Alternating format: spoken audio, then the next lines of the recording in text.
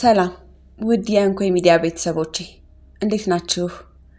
ዛሬ እንግዲህ ከረጅም ጊዜ በኋላ ከትረካው በፊት ቀደም ብዬ የመጣሁት ለምስጋና ይቅርታ ለመጠየቅም ነው።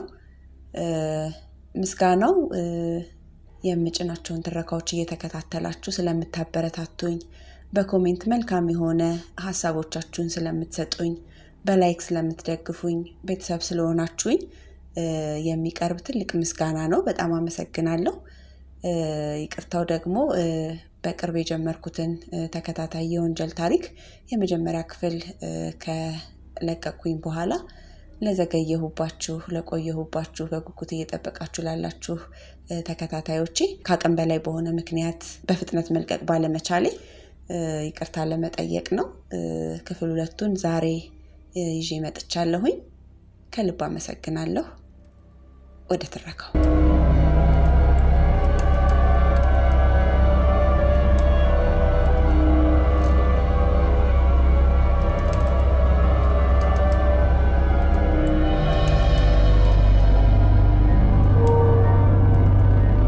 ነጋዴውና የምሽቱ መንገደኞች።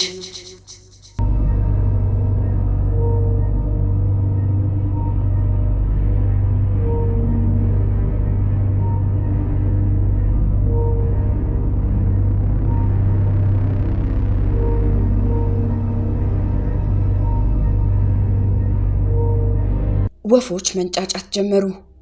በበሩ ግራ በኩል የተቀመጠው ፖሊስ የእጁን ሰዓት ተመለከተ። 12 ሰዓት ሆኗል።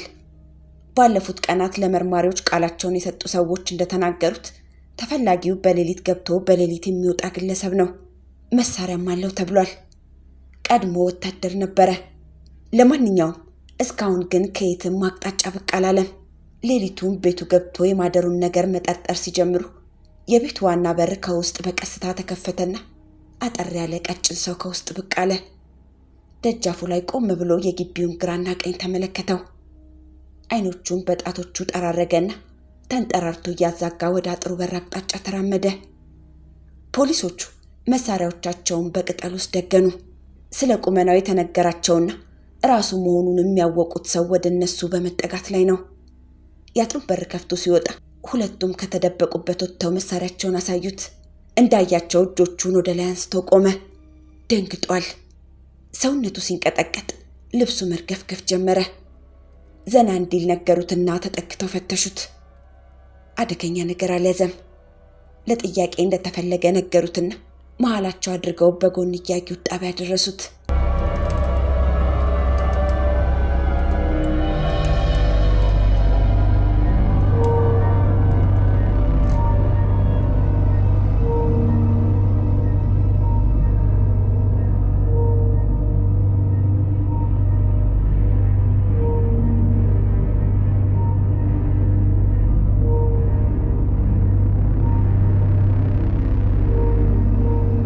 ከቁርስ በፊት አርባ ምንጭ ሆስፒታል የደረሱት ሁለት መርማሪዎች በሰኔ 14ቱ ምሽት ተኩስ ቆስለው ሕክምና ላይ ያሉት ሴቶች የተኙበት ክፍል ገብተው ራስጌያቸው ተቀመጡ። ሴቶቹ ከተኙበት ቀና ብለው ፖሊሶቹን አነጋገሯቸው። አንደኛዋ ከብዷቸዋል። ክንዳቸውን የተመቱት ሌላዋ ወይዘሮ ደህና ናቸው። ትላንት ምሽት አደጋው የደረሰባቸው ኮዶ የሚባለው አካባቢ ዘመድ ጥየቃ ሄደው ወደ አርባ ምንጭ መኖሪያቸው ሲመለሱ ነው። 12ኛ ክፍል አጠናቀዋል። ባለትዳር ናቸው። ባለቤታቸው ለትምህርት ወደ ውጭ ሀገር ሄደዋል። ሟቹ አቶ አብርሃም መሐመድ የሚነዷት መኪና ላይ የተሳፈሩት መንገድ ላይ አግኝተዋቸው ነው። ጋቢናዋ ውስጥ ሌላ ሰው አለ። ወይዘሮዋ ገብተው በሹፌሩና በሰውየው መሃል ይቀመጣሉ። ጉዞ ይጀመራል። ከዚያስ አለ ፖሊሱ። ጨንቻ ስንገባ 12 ሰዓት ሆኗል። ጋሻ አብርሃም ነዳጅ እንደሚያስፈልግ ተናገሩና ነዳጅ አስሞሉ። ልንንቀሳቀስ ስንል ሁለት ሰዎች እርዳታ ጠየቁና ካሶኒው ላይ ወጥተው ተቀመጡ። ዶርዜ በሰላም ደረስን። ደገቻ የሚባል ቦታ ስንደርስ ሌሎች ሰዎች እጃቸውን እያውለበለቡ እርዳታ ጠየቁ። ይጓዙባት የነበረች ላንድሮቨር መንገድ ዳር ቆማለች። መበላሸቷን ተናገሩ። ጋሻ አብርሃም ሰዎቹ እንዲሳፈሩ ፈቀዱላቸውና ተሳፈሩ። 5 ናቸው። ጨንቻ ማዞሪያ ኬላ ጋር ስንደርስ ለፍተሻ ቆምን። እዚያም 2 ወንዶችና አንዲት ሕፃን የታቀፈች ሴት ወደ አርባ ምንጭ እንዲወስዷቸው ጋሻ አብርሃምን ጠየቁና ከላይ ተሳፈሩ። ከምሽቱ 1 ሰዓት ተኩል ላይ ከኬላው ተነስተን 2 ሰዓት ላይ አርባ ምንጭ መግቢያ አካባቢ ደረስን። መግቢያው ጋር ያለውን የአዞ እርባታ ጣቢያ አለፍ እንዳልን ከፊት መንገዱ ላይ የተጋደመ ትልቅ ግንድ ተመለከትን። ሾፌሩ የመኪናዋን መብራት ከፍ ሲያደርጉት ግንዱ በደንብ ታየ። 2 ሰዎች በመንገዱ ግራና ቀኝ ቆመዋል። አንዱ ጠመንጃ ይዟል፣ ሌላው ቦምብ መሳይ ነገር ጨብጧል። በግራ ያለው አጭር፣ በቀኝ ያለው ረጅም ነው። ግንዱ ጋር ስንደርስ ጋሻ አብርሃም መኪናዋን አቆሙ። 2 ሰዎች ወደ መኪናዋ መጡ። መብራት አጥፉ፣ ሞተር አጥፉ እያሉ ጮሁ። ጋሻ አብርሃም ገንዘቡን አንሳና ዞር አድርግ አሉት አቶ ተዋበን። ጋቢና ያለውን ሰው በኢየሱስ ስም አሉ ሁለቱም። ወዲያው ተኩስ ተከፈተ።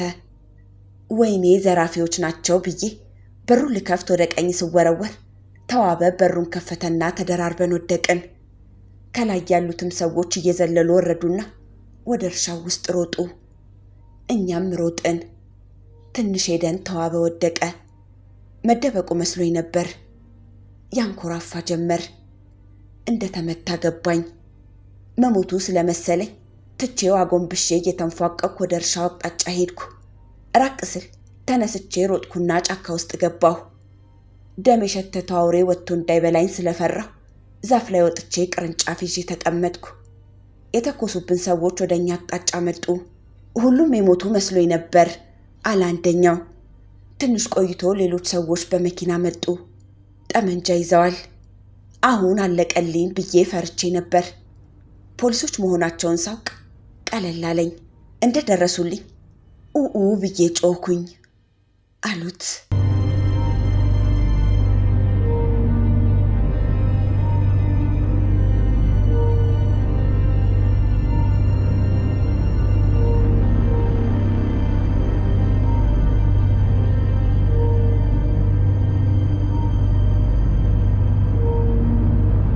ሌላኛዋ ቁስለኛ የሚቀጥለው ክፍል ውስጥ ተኝተዋል። እጃቸውን የተመቱት መምህር ናቸው። በጉዞ ወቅት ከላይ ከተጫኑት አንዷ ነበሩ። ሕፃን ልጃቸውን ይዘው ነበር። ከላይ የተሳፈሩት ሰዎች 10 እንደሚሆኑ ይገምታሉ።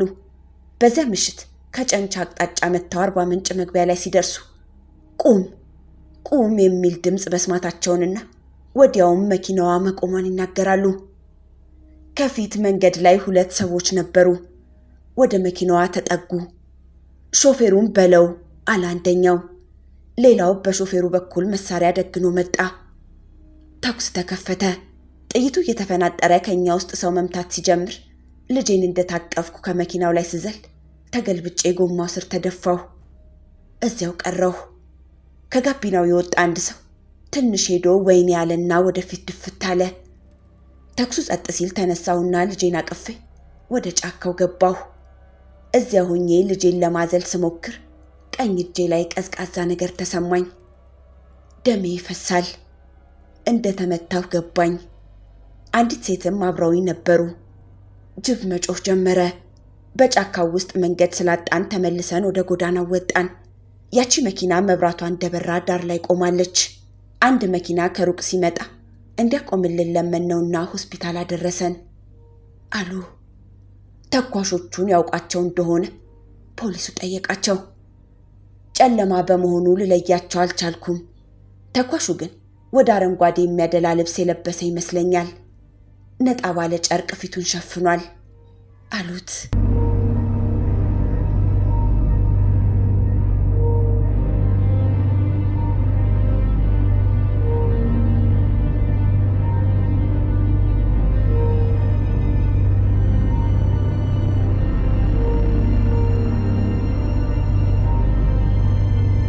የዞኑ ፖሊስ መኪና ረጅም ያደጋ ድምፅ እያሰማች ሆስፒታሉ ግቢ ገባችና ቆመች። አስከሬኑን በቃሬዛ ወርደው ለሆስፒታሉ ሰራተኞች አስረከቧቸው። ወደ ምርመራ ክፍል ወሰዱት። በተኩሱ ምሽት ተፈልጎ ሳይገኝ የቀረው የአቶ ተዋበ ማሞ አስከሬን ነው። ሌሊቱን ወደ አደጋው ስፍራ ሲመላለሱ ያደሩት ፖሊሶች ሊነጋጋ ሲል ነው አንድ የተሸረሸረ ጎድጓዳ ቦታ ውስጥ ወድቆ ያገኙት። መምህር ነበር። ቶዮታዋ ጋቢና ውስጥ የነበሩትና ቆስለው ሆስፒታል የተኙት ሴት ተዋበ ጋቢና እንደነበርና ትንሽ ከሮጡ በኋላ አንድ ቦታ ላይ አቃስቶ መውደቁን ለፖሊሶች ተናግረዋል። እስካሁን ለማወቅ እንደተቻለው በትላንቱ ምሽት አደጋ 2 ወንዶች በጥይት ተመተው ሲሞቱ 3 ሴቶችና 1 ወንድ ቆስለው በሕክምና ላይ ይገኛሉ። ተኩሱ በቀጥታ ያገኛቸውና ፖሊሶች ስፍራው ሲደርሱ መሪው ላይ ተደፍተው የተገኙት የመኪናው አሽከርካሪ አቶ አብርሃም መሐመድ 2 ዲግሪ ያላቸው ባለትዳር የ6 ልጆች አባትና የ42 ዓመት ዕድሜ ሰው እንደነበሩ ማወቅ ተችሏል። ከንጋቱ 12 ሰዓት ላይ ከመኖሪያ ቤቱ የተያዘው ግለሰብ በዞኑ ፖሊስ ጽሕፈት ቤት የሚጠበቁት 3 መርማሪዎች ወደ ተቀመጡበት ክፍል ታጅቦ ገባ።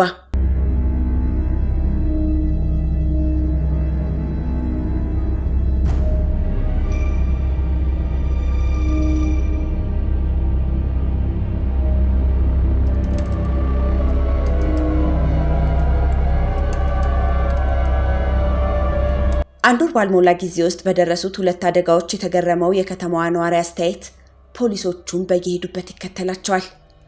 የመላምቱ፣ የጭምጭምታው፣ የጉምጉምታው ቅብብሎሽ የከተማዋን አየር ሞልቶታል።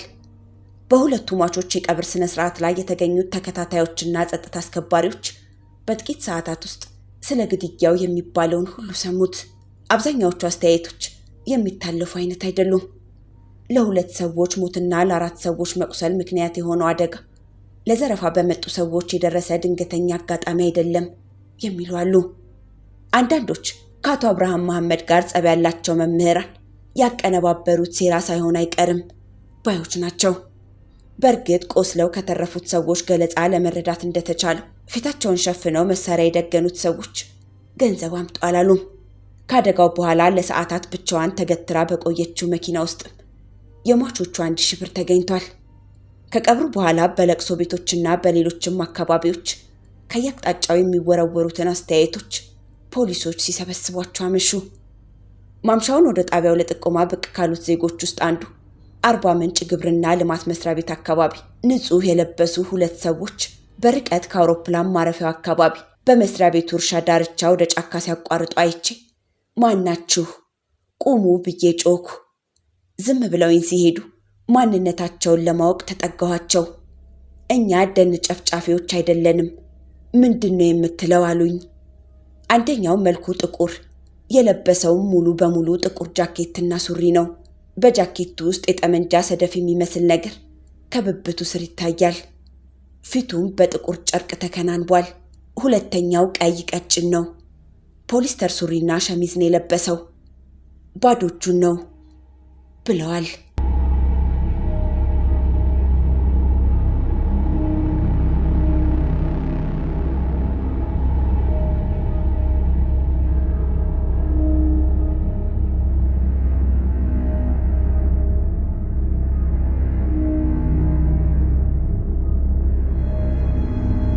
የእናቱ አብርሃምን ግድያ ለመመርመር የተቋቋመው 2ኛው የክትትል ቡድን ካገኛቸው አስተያየቶች በመነሳት ለጥያቄ የፈለጋቸውን የአርባ ምንጭ ተግባረ ዕድ ትምህርት ቤት ኃላፊዎች፣ መምህራንና ሌሎች ሰዎች በአስቸኳይ መጥሪያ እንዲቀርቡ አደረገ።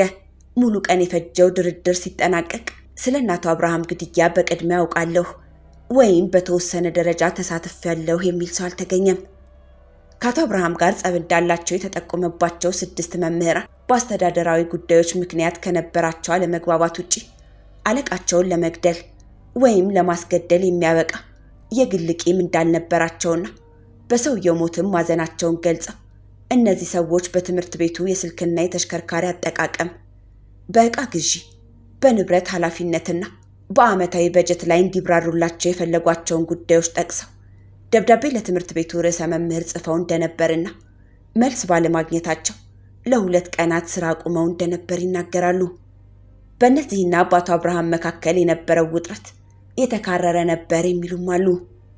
አቶ አብርሃም ያላቸውን ስልጣን ለመቀማት የሚደረግ ትግል ነበር የሚሉ አስተያየት ሰጪዎች እንዲያውም ወደ መጨረሻው አካባቢ አቶ አብርሃም በህይወታቸው ላይ አደጋ እያንዣበበ መሆኑን መረዳታቸውን እራሳቸው ሲናገሩት መስማታቸውን ገልጸዋል። ከመኖሪያ ቤቱ ተይዞ የመጣው ተጠርጣሪ ባለትዳርና የ1 ልጅ አባት በጡረታ ደሞዝ የሚተዳደር 10 አለቃ እንደሆነ ነገራቸው። 32 ዓመቴ ነው አለ። ቃሉን የሚጽፈው አንደኛው መርማሪ ከዚህ በፊት ከግለሰቡ ጋር ለጥቂት ደቂቃዎች በተደረገው ውይይት ተጠያቂው ስለ ራሱ የገለጸውን ከአሁኑ ጋር አስተያየው። ልዩነት አላገኘበትም። ሌላው መርማሪ ጥያቄዎችን አስከተለ። ስሙን ጴጥሮስ ኩትሮ ሲል የሰጠው ተጠያቂ ከ1981 ዓ.ም ጀምሮ የሚያገኘውን የጡረታ ደሞዝ ለማገዝ በአንድ የግድብ ስራ ፕሮጀክት ውስጥ ተቀጥሮ ይሰራ እንደነበርና አንድ ወቅት ላይ በተከታታይ 2 ጊዜ ሌባ መኖሪያ ቤቱን ሰብሮ ንብረቱን ከዘረፈው በኋላ ባዶውን በመቅረቱ መናደዱን አይናቸውን ሳያረግቡ ለሚያዳምጡት መርማሪዎች ነገራቸው። እንዲቀጥል ጠየቁት። በዚህ ሁኔታ ውስጥ እንዳለ ዮሐንስ አሉላና ሽብሩ አሸናፊ የሚባሉ ሰዎችን መተዋወቁንና መንገደኞችን ጎዳና ላይ እየጠበቁ ለመዝረፍ ስምምነት ላይ መድረሳቸውን አወራ። ለዘረፋው የሚያስፈልጋቸውን መሳሪያ ከየት ማግኘት እንደሚችሉ ሲመካከሩ ሌላ 3ኛ ሰው በተባባሪነት የቡድኑ አባል ይሆንና እሱ ደግሞ መሳሪያ ያለው ሰው እንደሚያውቁ ጠቁሙ ባለመሳሪያ ነው የተባለውን ያነጋግራሉ። ግለሰቡ ይስማማና ጠመንጃውን ይዞ በመውጣት ጥቂት የተሳኩና ያልተሳኩ የዘረፋ እንቅስቃሴዎችን ያደርጋሉ። አልፎ አልፎ አይሳኩም አለ ተጠያቂው። አንደኛው መርማሪ ወንጀሎች የተመዘገቡበትን የዕለት ሁኔታ ፋይል እየገላለጠ ግለሰቡ አደረገን የሚላቸውን ዘረፋዎች ፈለጋቸው። አብዛኞቹ ሪፖርት ተደርገው ተመዝግበዋል። ንብረታቸውን የተዘረፉ ወይም አደጋ የተቃጣባቸው ሰዎች በተለያዩ ጊዜያት ያስመዘገቡትን ቃል ጣልቃ ገብቶ አነበበለት። ድርጊቶቹ በእሱ የዘረፋ ቡድን መፈጸማቸውን አመነለት። ትረካውን እንዲቀጥል ጠየቁት። እስከ 1986 ሚያዝያ ወር ድረስ እንደዚህ ከቀጠሉ በኋላ ኤልያስ ዘውገ ሲል በስም የጠቀሰው ባለጠመንጃ ወደ ዘረፋው ለመሄድ እንደማይችል ይገልጻል። ጠመንጃውን እንዲሰጣቸው ሲጠይቁት መያዣ ይጠይቃል። በዘረፋው ከምታገኙት ታካፍሉኛላችሁ ሲለን እንደምናካፍለው ገለጽንለት። ከዚያ ወረቀት አውጥቶ እኔ የ10 አለቃ ጴጥሮስ ኩትሮ ለገጠመኝ የግል ችግሬ ረዳኝ ዘንድ ከአቶ ኤልያስ ዘውገ 1000 ብር ተበድሬያለሁ። ገንዘቡን ሰኔ 30 ቀን 1986 ለመመለስ ነው የተበደርኩት። በዚሁ ቀን ባልመልስ በባንክ ሕግ መሰረት ወለድ ለመክፈል ተስማምቻለሁ።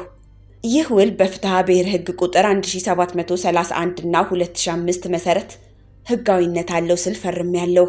ይህንንም ስዋዋል ለዋስትና የሆነው ዘንድ የጡረታ መቀበያ ደብተሬን በፍላጎት ያስይዤ ከላይ የተጠቀሰውን ገንዘብ መቀበሌን በተለመደው ፊርማ ያረጋግጣለሁ የሚል ደብዳቤ ራሱ ጻፈና አስፈረመኝ። ከዚያ ኡዚ ጠመንጃውን ሰጠኝና በማዳበሪያ ከረጢት ውስጥ አድርጌ ወደ ቤቴ ሄድኩ አለ። ከዚህ በኋላ በጠመንጃው እያስፈራሩ መንገደኞችን መዝረፋቸውን ተረከ። አንደኛው መርማሪ ግንቦት 25 ቀን ስለተደረገው ስለ አቶ ፋሪስ አለማ ግድያ የሚያውቀው ነገር ይኖር እንደሆነ ጠየቀው። አውቃለሁ አለ ግለሰቡ። ሚያዝያ ውስጥ አንድ ቀን ጠጅ ቤት ቁጭ ብዬ ጌታቸው ጎአ የተባለው ሰው መጣ። በአገር ልጅነት እንተዋወቃለን። ቁጭ ብለን እየጠጣን ስንጨዋወት ፋሪስ አለማ እኔን በየቦታው እንደሚሰድበኝና እንደሚያጥላላኝ ነገረኝ። እኔንም በሚስቱ እየጠረጠረኝ እየወነጀለኝ ያስቸግሮኛል። እሷንም ሊገድላት እየዛተባት ነው። አንተ ወታደር አይደለህም እንዴ? ለምን አትገድለውም ሲል ጠየቀኝ። ፋሪሳን ለመግደል ከተስማማ 200 ብር እንደሚሰጠኝና ከገደልኩት በኋላ 500 ብር እንደሚጨምርልኝ ነገረኝ። በዚሁ ተለያየን። አንድ ቀን ገበያ ውስጥ አግኝቶኝ ፋሪሳን እንድገድልለት ድጋሚ ጠየቀኝ። የፋሪሳ ሚስት ባሏን እንዲያስገድልላት እየለመነችው እንደሆነና ለግድያው ከተወሰነው ውስጥ 100 ብሩን ራሷ እንደምትከፍል መናገሯን አጫወተኝ። እሱም የሚኖረው በፋሪሳ አለማ የገንዘብ እርዳታ እየነገደ ስለሆነ ፋሪሳ እንዳያባርረው መስጋቱን ገለጸልኝ። ይህንን ሁኔታ ሽብሩ አሸናፊ ለተባለው ጓደኛ ያጫወትኩት። አመነታ። አንድ ቀን እሱ ቤት ቁጭ ብለን ዮሐንስ አሉላ መጣና የሚገደል ሰው አለ፣ 200 ብር እናገኝበታለን፣ 100 እንካፈላለን አልኩት። ተስማማ። ግንቦት 25 ቀን ከቀኑ 9 ሰዓት ላይ ሽብሩ ቤት እንዳለን ዮሐንስ መጣና ያልከውን ነገር ዛሬ አደርጋለሁ፣ እርቦኛል፣ ሰውየው 10 ብር ከሰጠኝ እራቴን በልቼ ሄዳለሁ አለኝ። ከቤት ወጥተን ሰውየውን ስንፈልገው ዋልን። በመጨረሻ ጠጅ ቤት አገኘ ነው። 5 ብር ብቻ ሰጠኝና ለዮሐንስ ሰጠሁት። ከምሽቱ 4 ሰዓት እኔ ቤት እንድንገናኝ ተስማምተን ተለያየን። በተባባልነው ሰዓት መጣ። ልጄ ስላለች እንዳታየው በመስኮት እንዲገባ አደረግኩ። እስከ ሌሊቱ 6 ሰዓት ተኛንና ተነሳን። ለዝርፊያ የምንከናነበውን ጥቁር ልብስ ሰጠሁትና ለበሰ። ከኤልያስ ዘውገ በፊርማ የተቀበልኩትን ኡዚ ጠመንጃ ከ30 ጥይት ጋር ሰጠሁት። ትንሽ ጊዜ አረፍ ብለን ከቤት ወጣንና ወደ ፋሪሳ ለማ ቤት ሄድን። ቆርቆሮ ቤት ውስጥ የተከመረ ሳንቃ ስላለ አንኳኳው። ከብቶቹን ፍታቸው፣ ዶሮች ቤት ሂድና አንዷን ያዛት፣ ሲንጫጩ ይሰማና ይወጣል፣ ችኩል ነው፣ በሩን ከፍቶ ሲወጣ በለው፣ ቆስሎ እንዳይተርፍ ተጠንቀቅ፣ መሞቱን አረጋግጥ አልኩት። ስንደርስ እሱ በአጥሩ ላይ ወጥቶ ግቢ ውስጥ ገባና በሩን ከፈተው። ጠመንጃውን አቀባበልኩትና ወደ ቤቱ ተመለከትኩ። ግቢ ውስጥ ሆኜ የሚሆነውን ስጠባበቅ ትንሽ ቆይቶ ጥይት ጮኸ። ወዲያው ዮሐንስ መጥቶ በአጥር ውስጥ መሳሪያውን አቀበለኝና ሄደ። መሳሪያውን ይዤ በመስኮት ገባሁና ዘጋግቼ ተቀመጥኩ። ወዲያው ግን የሰው ጩኸት ተሰማኝ። የአካባቢው ጎረቤት እየወጣ ወደ ፋሪሳ ቤት መሮጥ ሲጀምር እኔም ወጥቼ ሄድኩ። ፋሪሳ ሞቷል። አለቀስኩ። በነጋታው ሰው ቀብር ሲሄድ እኔ በጉርብትናዬ ድንኳን ስተክልና እንግዳ ስቀበል ቆየሁ።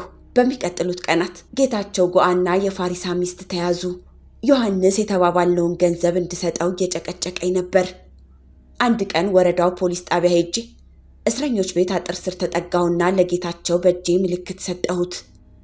እሱም ምልክት ሰጠኝ። እቤቱ ሄጄ ሚስቱን አነጋገርኳት። ጌታቸው 140 ብር አስቀምጦልሃል ብላ ሰጠችኝ። ገንዘቡን ይዤ 03 ቀበሌ ወደሚገኘው የሽብሩ አሸናፊ ቤት ሄድኩ። ዮሐንስ የለም። 70 ብር አስቀምጬለት ወደ ቤት ሄድኩ አለው። አንደኛው መርማሪ በሰኔ ወር ውስጥ ስለፈጸሙት ነገር ጠየቀው።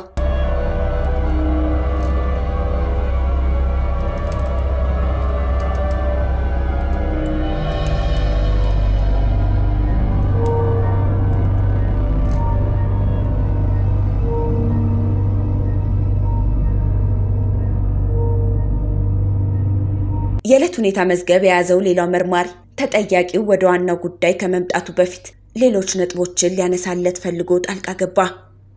ከሚያዝያ 1986 አቶ ፋሪሳ እስከተገደለበት ግንቦት 25 ድረስ ባሉት ጊዜያት ስለተፈጸሙት ዘረፋዎች ምልክት ያደረገባቸውን ገጾች እየገላለጠ በአንዳንዶቹ ላይ ማብራሪያ ጠየቀው። ሚያዝያ ወር ውስጥ ዕለቱን አላስታውስም። አንድ ቀን ከምሽቱ 2 ሰዓት ላይ ጠመንጃውን በማዳበሪያ ከረጢት በማድረግ ሄድን። ሐሬ ወንዝ ስንደርስ ከምሽቱ 3 ሰዓት ሆኗል። ፊታችንም በፌስታል ሸፈንና ቦታ ቦታ ይዘን ስንጠባበቅ መኪና ብቅ አለ። ወደ ቤታችን ተመለስን። ከአንድ ሳምንት በኋላ እኔ፣ ሽብሩ አሸናፊ፣ መስፍን የሚባል የአባቱን ስም የማላውቀው ሰው ሆነን ከሌሊቱ 10 ሰዓት ላይ ወደ ጌንታ መስመር ተንቀሳቀስን። 11 ሰዓት ገደማ ደረስንና ቦታ ያዝን። ወዲያው ከአርባ ምንጭ አቅጣጫ ወደ ጌንታ የሚሄዱ ሰዎች አገኘንና አስቆምናቸው። እኔ መሳሪያውን ደገምኩ። ሽብሩ ቦምቡን አወጣ። መስፍን የተባለው ሰዎቹን ፈተሻቸውና 150 ብር አገኘን። ሰዎቹን ለቀቅንና ገንዘቡን 50 ብር ተከፋፍለን ወደ መጣንበት ተመለስን። ከ20 ቀን በኋላ ወደ ኮይራ መንገድ ሄድን። በዚህኛው ጉዞ ገዛኸኝ ገለታ የሚባል ሰው አብሮን ነበር። ፊታችንን በጨርቅ ሸፍነን ጫካ ውስጥ ተደበቅን። ከንጋቱ 12 ሰዓት ነው። ትንሽ ቆይቶ የኮይራ ተወላጆች ከአርባ ምንጭ ወደ ኮይራ አቅጣጫ ሲጓዙ ከጫካ ወጥተን አስቆምናቸው። ኪሳቸውን በርብረን 690 ብር ወሰድንና ለቀቅናቸው። ለእያንዳንዳችን 230 ብር ደረሰን።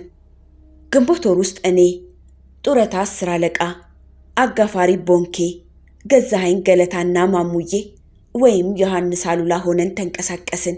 አጋፋሪ ቦንኬ የሚባለው የኮይራ ሰዎች የሚጓዙበትን መንገድ አሳያችኋለሁ ብሎናል። ከሌሊቱ 10 ሰዓት እስከ 12 ሰዓት ከተጓዝን በኋላ ድንገት ብቅ ያሉ የጉጂ ሰዎች ክላሽ ይዘው ስለተከታተሉን ወደ ነጭ ሳር ፓርክ በሚወስደው ጫካ ውስጥ ሸሽተን ሄድንና እንራመድ በሚባለው መናፈሻ አቋርጠን ሽሌ መንገድ ወጣን። ፊታችንን በጨርቅ ሸፍነን የመንገድ ዳር ጫካ ውስጥ ስንጠባበቅ አንድ አረንጓዴና ነጭ ቀለም ቺኳንታ አውቶቡስ ሰው ጭኖ ከሽሌ ወደ አርባ ምንጭ አቅጣጫ ሲጓዝ አገኘ ነው። ከጫካው ወጣን። መሳሪያውን የያዘው ዮሐንስ ነበር። መኪናው ላይ ደገነበት። እኔና ገዛኸኝ ቦምብ አወጣንና ለሾፌሩ አሳየ ነው። መኪናው ግን ፍጥነቱን ጨመረ። ለማስፈራሪያ 2 ጥይት ወደ ሰማይ ተኮስን። መኪናው አልቆመም። ሽብሩ ድንጋይ አንስቶ ወረወረና የኋላውን መስታወት ሰበረው። መኪናው ሄደ። ወዲያው አንድ ነጭ አይሱዙ መኪና እየበረረች ስትመጣ ሸሽተን ወደ ጫካ ገባን። ሳይሳካልን ወደ ቤታችን ተመለስን ሲል ተረከ። ቀደም ባለው ገለጻው እንደተናገረው ከዚህ ቀጥሎም ግንቦት 25 ቀን አቶ ፋሪስ አለማን ገድለዋል። ከዚህ በኋላ ጥቂት ረፍት አድርገው ለዘረፋ የወጡት ሰኔ 13 ምሽት እንደሆነ ተናገረና ያቋረጠውን ታሪክ ጀመረው።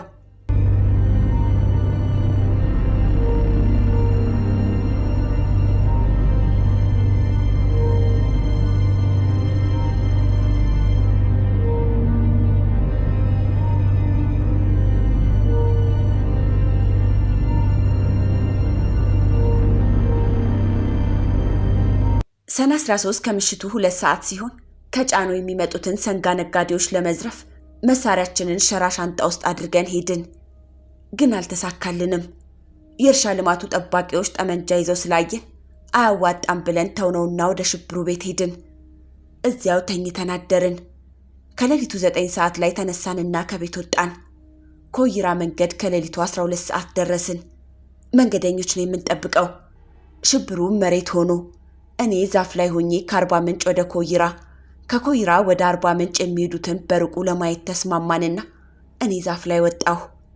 ዮሐንስ ጠመንጃውን ይዞ ይጠባበቃል። ሰዎች ማለፍ ጀመሩ።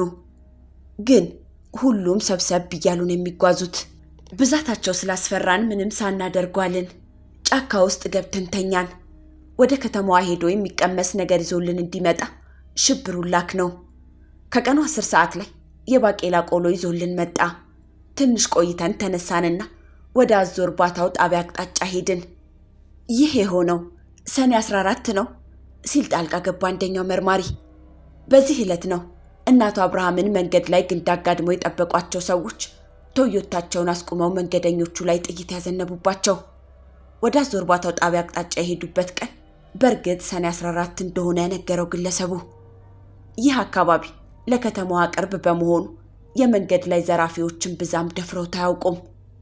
ለማንኛውም ታሪኩን እንዲቀጥልለት ጠየቀው።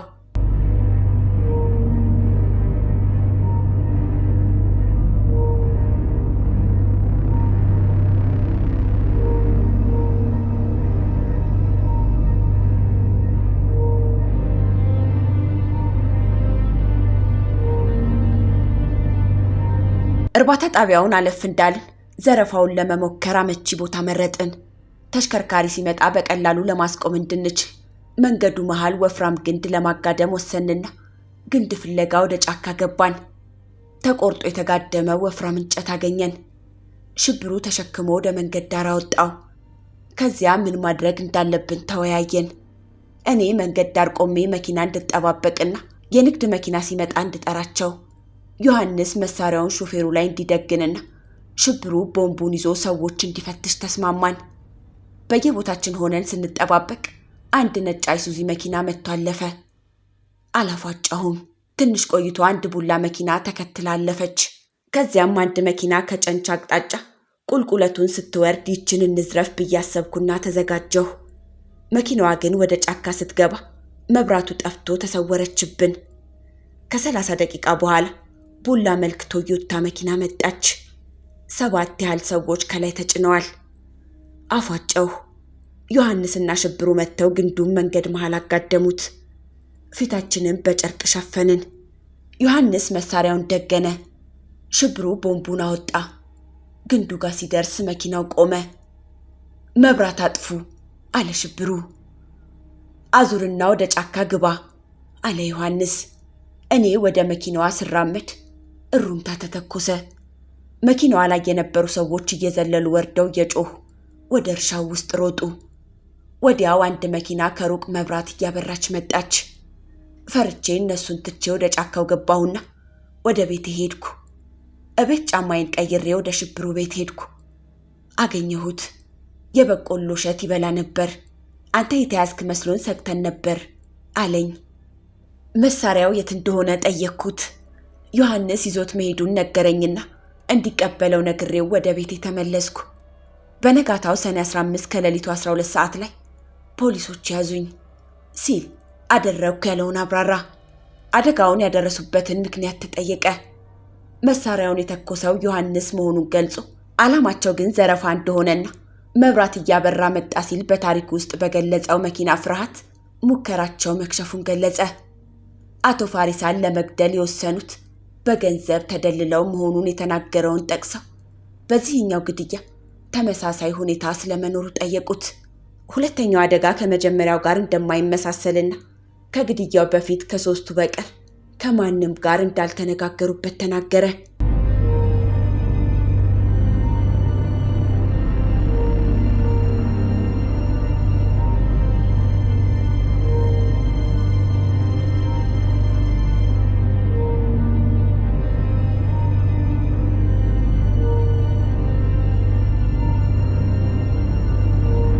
በሌላው ክፍል ያሉት የሁለተኛው የክትትል ቡድን አባላት በዚህ ጉዳይ ላይ በጥርጣሬ ተይዘው አስተያየት የተጠየቁ ሰዎችን ሲያነጋግሩ ቆይተው የቡድኑ መሪ ወደ ወንጀል መከላከሉ ኃላፊ ቢሮ ገባና ማስታወሻውን እየገላለጠ የዕለቱን ስራቸውን አብራራለት። በኢትዮጵያ ወንጌላዊት ቤተክርስቲያን የደቡብ ምዕራብ ሲኖዶስ በሚተዳደረውና ሟች አቶ አብርሃም መሐመድ በኃላፊነት በሚመሩት የአርባ ምንጭ ተግባር ዕድ ትምህርት ቤት ውስጥ አለ የተባለውን አለመግባባት በርካታ ሰዎች ገልጸውታል። አለመግባባቱ ለግድያው ምክንያት ሆኗል የሚለውን ጥያቄ ለመመለስ ይቻል ዘንድ በተደረገው ምርመራ አንዳንድ ፍንጮች ከየአቅጣጫው መጥተዋል።